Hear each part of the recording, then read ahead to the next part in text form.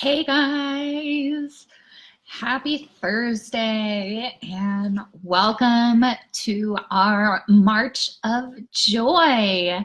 I am so thrilled that we all chose this topic together, more fun and recreation, how to make the time for it. If you remember, zesty was or is my word of the year, and a lot of that is about bringing novelty into life and playing more and having fun. So I'm excited to dig into this topic with you all. I put a number of quotes, and there'll be more quotes coming, of course, that are around play. But one of my favorites that really caught my eyes by George Bernard Shaw, saying, "We don't stop playing because we grow old. We grow old because we stop playing." And, you know, instinctively, we might know we need play, and we don't.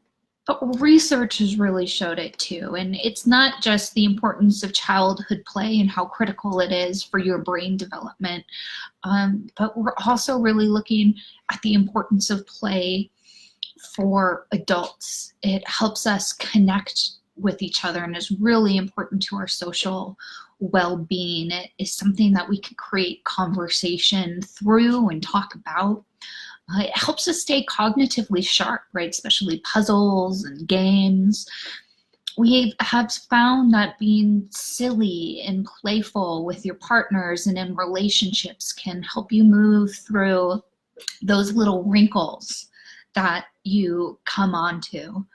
It helps fuels the imagination, creativity, problem solving, right? And it gives you that sense of overall emotional well-being. And when you're happy, you're more productive and you feel better. And really without play, right, your perseverance and joy in work, in life is lessened, and overall life is just a lot more laborious, right? So play is really, really important to having a whole flourishing life. And when we define play, it's about doing something for its own sake. It's voluntary, it's pleasurable. It offers a sense of engagement and takes you out of time and into flow, right? The act itself is more important than the outcome. The act itself is more important than the outcome. It's a state of being. And I think a lot about, you know, my competitive soccer days and when I was an athlete and how often I didn't want to go. I didn't want to go play, right? It stressed me out. And so much of that was because it had become about the outcome. At one point in my life, it was starting to look at scouting and when I play for colleges, right? I was a captain of all the teams and it was just a lot of pressure and I was so focused on the outcome rather than being in the moment, in the state of joy, of just running around with my friends in the beautiful weather, right? Just having fun. So a lot of this is about mindset too. So I'm really excited to dig deeper into what play means for each of us and really make sure that we're making time to play every single day. And that we also, because it wouldn't be me if we weren't, that we look at this from a broader mindset perspective when we're going to do that through talking about the practice of appreciative inquiry. So I'd like to just put it out there for you of when was the last time you played?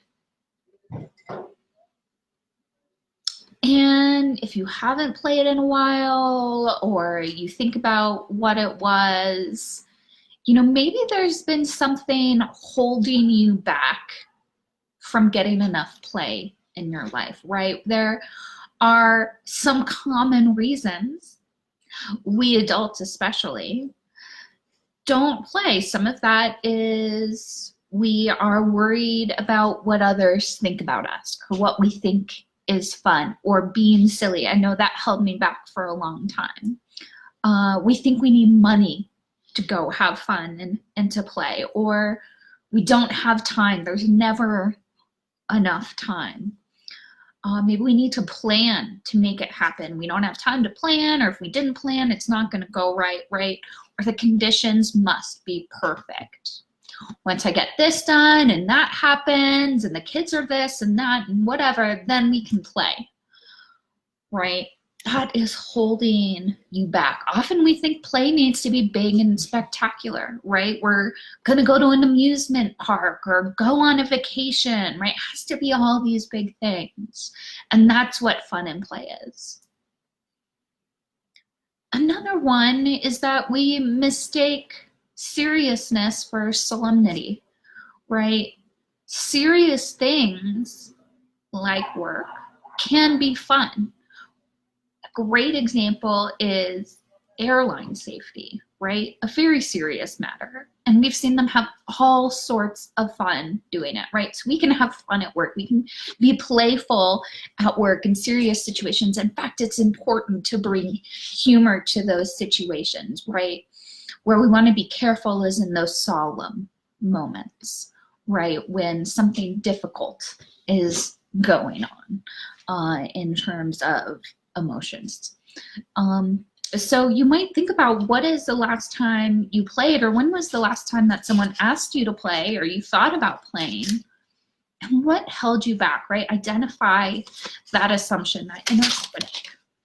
And as you start looking at those assumptions holding you back, we can think about eliminating some of those beliefs, and also starting to create new habits and ways to have more fun in your life. This, to me, is also a good time to talk about what is the difference between having fun and being fun, or being fun to be around, right? And I think about some of the people in my life who are the most fun, and how much more I would like to be like them, right? And that's part of why zesty is my word of the year. Like, I want to be a fun person. Like, I can go out and have fun every once in a while, but just fun all the time and just being that fun person. So here's 7 habits to help you make you feel more fun and be fun to be around, right? Go on life adventures. Everyone loves a story. Take care of yourself first, right? You can't be fun if you're exhausted. Be 100% in the moment. Put away the technology. Really listen. Really engage with that person. Find your own passion and ask others about what their passion are, right? Energy is contagious. When you're talking about things that you love, it's fun. And then have a genuine curiosity for life and others, and look to be learning and building trust and bonds, and just being open and curious to the world of how fun and joy will come into your life. Reframing your thoughts is important, right? We just talked about having fun and finding humor in tough situations, laughing things off. You also want to try pushing your limits, try new things, even go and meet new people. Or maybe you want to push your limit and do something that you haven't done since you were a kid. I did improv 2 years ago as my way of saying, this is something I loved as a kid. I haven't been playing. I have been work obsessed, right? This is after I left my job. And it did a lot of these things. It brought me into the moment. It made me feel really silly and engaged with others. I connected with them, and it really pushed my limits to be that silly and to just let myself go, because I had been holding myself in a very specific look of how I needed to interact with the world so close.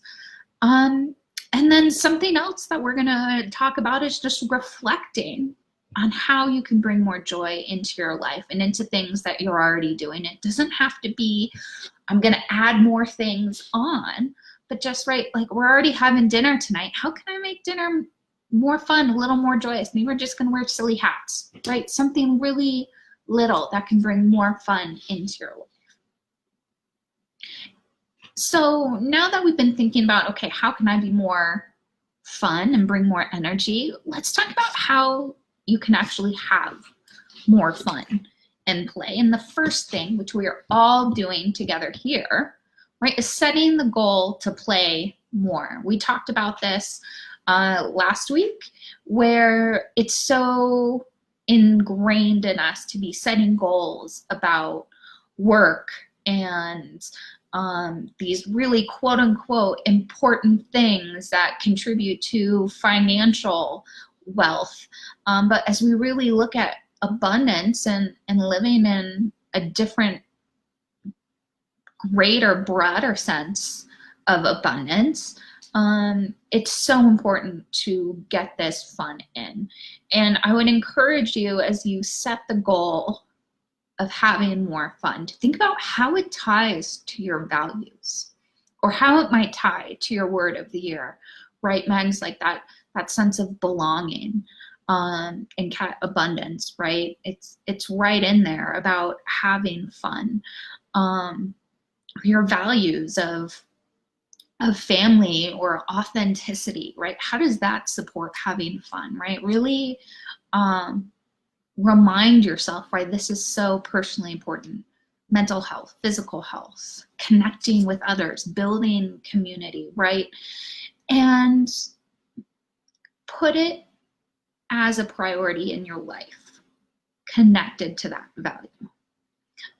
Create a satisfaction plan. There are templates galore in the unit, right? But really think about setting a goal of having more fun and being very intentional about it. And so, of course, a big part of this is deciding what fun means to you. I just talked about my experience of improv, right? Going back to something that I really loved as a kiddo, acting and being on stage and goofing around. And so that's a great way to start to figure out what fun means to you as an adult. If you haven't played in a while, make a list of all of the things that you did as a kid that you enjoyed. You know, things that come up for me are just like playing in the dirt. Right? Like I love gardening. I was out there today just, you know, getting my soil ready. Acting, biking, being in nature, playing with the dogs, finger painting, doodling, right? What are the things that you really loved as a kid? And I did love running around outside and playing sports. And I always wonder how I could get that physical activity back in a different way, or maybe the same way, and do a club. Another way to figure out what you want to do is just get on Google, right? Google fun ideas for adults, or maybe based on the list of things that you did as a kid, right? So like finger painting for adults, or cooking classes, or whatever that is. Google bucket lists, 100 things to do before you die, right? There are so many people out there with lots of ideas. So start looking, right? And just start trying things. Ask your friends what they like to do. Look at event listings. Just start finding things that spark you. Now, in terms of like setting this goal and what this goal looks like, we of course want to create an improvement goal so you can feel successful every day. And I think a big part of living this joyful life is finding a way to bring it into your everyday. So I'm going to recommend setting a fun minimum. And I encourage you to do this forever, but at least try it out for this month, right? Just like exercise, you should be getting at least 30 minutes uninterrupted right? 30 minutes devoted a day. And then 2 hours uninterrupted 1 day a week. And then 2 weeks in uninterrupted for the year, right? Just totally devoted to playing, right? So get that in your schedule. And I encourage the spontaneity of play and looking for play and fun and other things that you do, but it's important to schedule in this fun because we want to schedule in our priorities, and that's how you make time, right? You can't make time, right? But you schedule around your priorities. The other thing is if you have kids or you've worked with kids, right? If they know something fun is coming, like, hey guys, we're going to go to the pool at 3. Can you just like chill out and do whatever while I work, right? They're able to relax knowing that that reward is there, right? So just having it in a schedule can make you more productive and enjoy life a little bit more, knowing those breaks are coming. In terms of that 30 minutes a day, I encourage you to mix it up this month. Try to find a variety of different things for what that play could be. And something to help you in that is creating a play drawer. So it's similar to this idea of a comfort drawer that 𝗧𝗵𝗫𝚔 talks about in her book, Simple Abundance, a day book of comfort and joy. But it's all about stockpiling small indulgences, games, Legos, Play-Doh, coloring books, you know, little things in a drawer that when you are bored or you don't know what to do yourself, or, you know, those days where you just want to hide under the covers, there's something simple that you know is going to spark you and bring you joy. Another way to have more fun in play is to combine it with other activities, right? Whether that's dinner and silly hats, or doing, if you're already going to exercise class, you know, can you make it a Zumba? How can you gamify running, for instance? Like there are apps that a zombie is chasing you, right? So there are all sorts of ways that you can make your life more fun. Play little games. And you can have fun at work, right? You can joke around and talk to each other and play games and have fun. I also encourage you to think about creating specific play dates with your partner or friends. It's easy to get into routines or kind of the go-to things of over dinner and a movie, go get the glass of wine and do X, Y, Z, and really think about like, oh, you know, we could go play paintball or laser tag, or, you know, go to a concert or do pottery, or like a million other things that really play and engage you and help you connect on that totally different level. As I said before, if you have a fun person in your life, they are inspiring. And if you don't have one, befriend one. There is nothing better than being with her, and I follow her lead.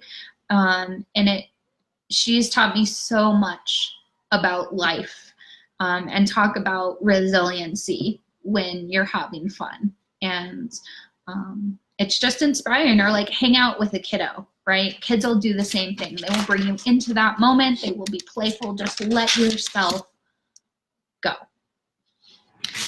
So hopefully you're scheduling in that 30 minutes, that 2 hours. Hopefully you have a vacation on the schedule.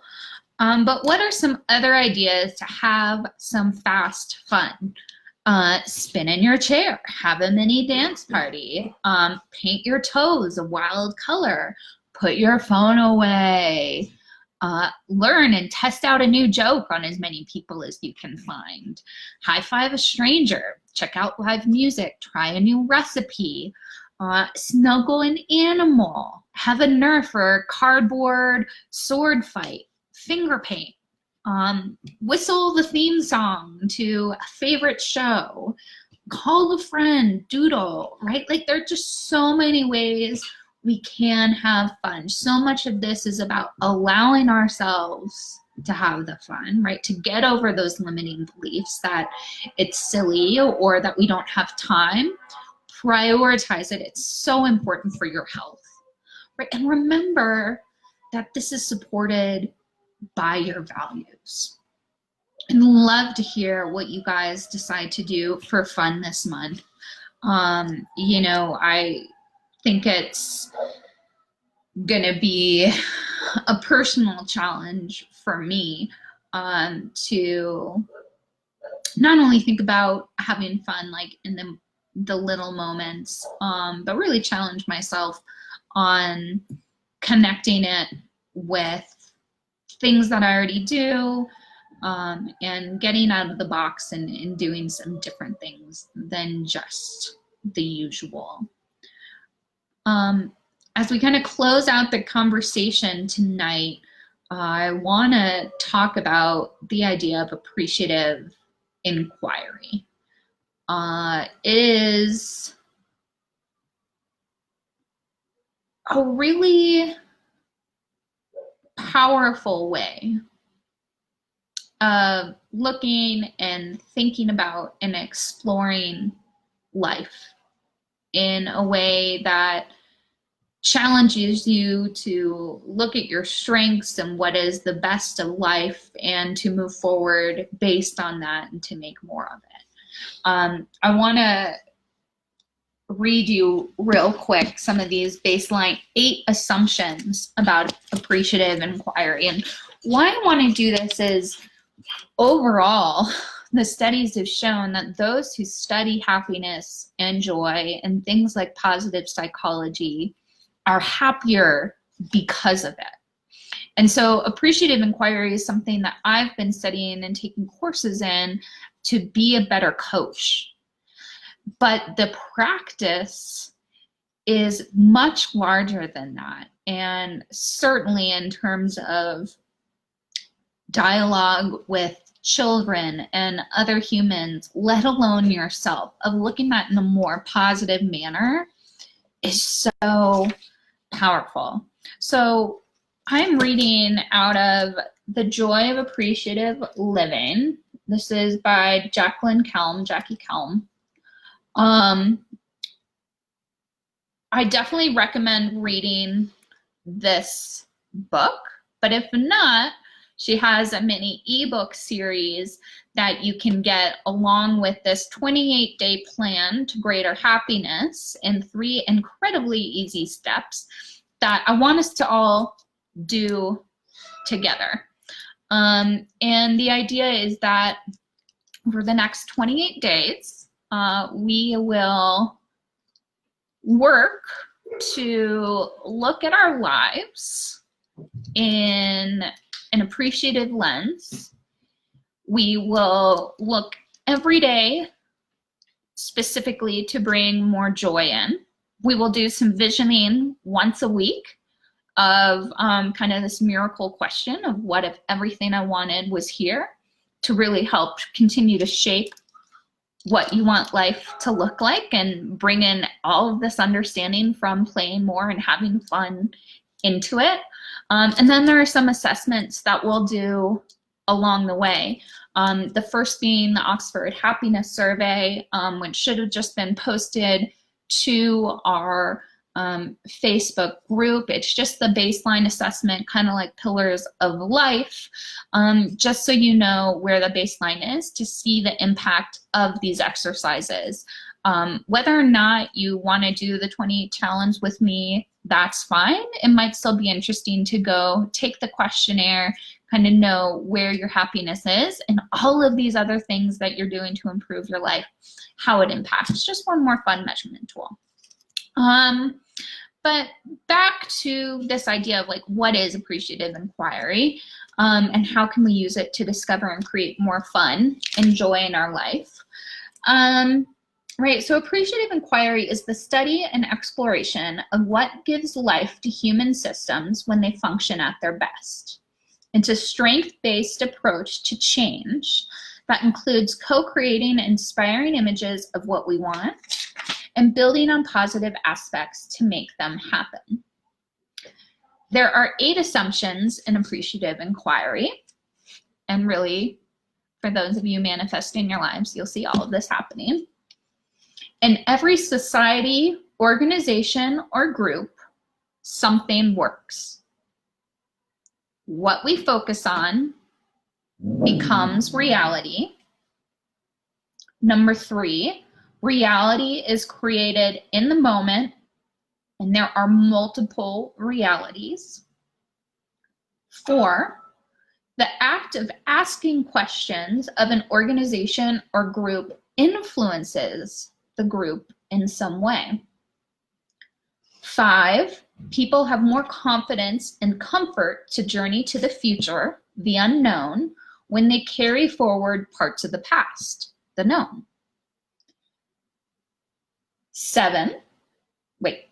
6, if we carry parts of the past forward, they should be what is the best about the past. 7, it's important to value differences.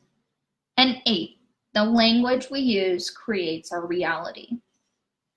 So this 28-day program, what 𝚬𝚘 suggests, and what all of the testimonials and her research in this book show, that we're able to significantly create more joy in life through just these 3 basic steps, just taking a few moments a day.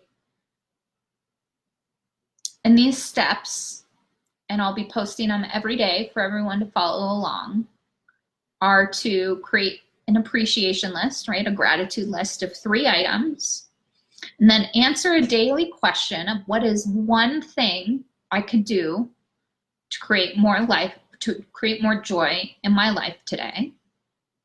And then the 3rd thing is this, my ideal joy-filled life visioning once a week. So there are questions and prompts to help you move along, but it's really incredible what the results of this have shown in terms of increasing happiness, helping people understand what joy is for them, because joy is experienced differently for each of us. So really taking the time to explore that and understand that. For those who just stopped after the 28 days, they still felt the lasting impact for months after.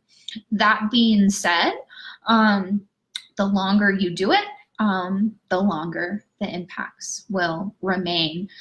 We'll talk more about that as we go forward, about shifting up the questions and how do you keep a practice like this novel and a part of your life. But I think it's going to be a really cool challenge for all of us, especially as we put a focus on having more fun and play. You don't need to read the book to play along.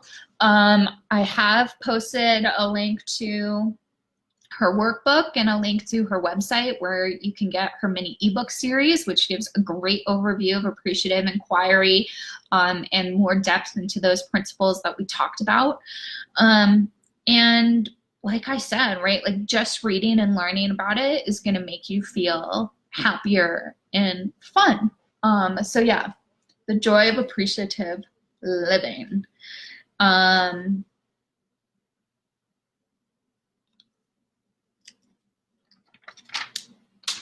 Really, that is it.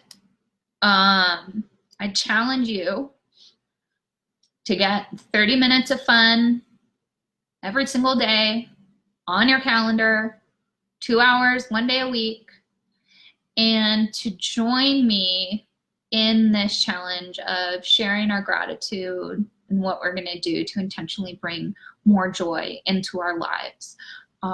I'll be posting in Facebook every single day my responses to the question and the inquiry. I invite you to post along with me in the threads. That being said, if you just want to keep it private, write in your journal, totally cool. But I've been really excited about doing this. I just finished the book last week, and am hoping that you guys want to have just as much joy in your life as I do. So yeah, that is it. I will talk to you guys on, look at my calendar, I think it's Sunday, on Zoom. So yeah, Sunday the 10th. I look forward to hearing what fun and play you're going to add to your life and starting the joy challenge with you tomorrow morning. Love you guys. Talk to you soon. Bye.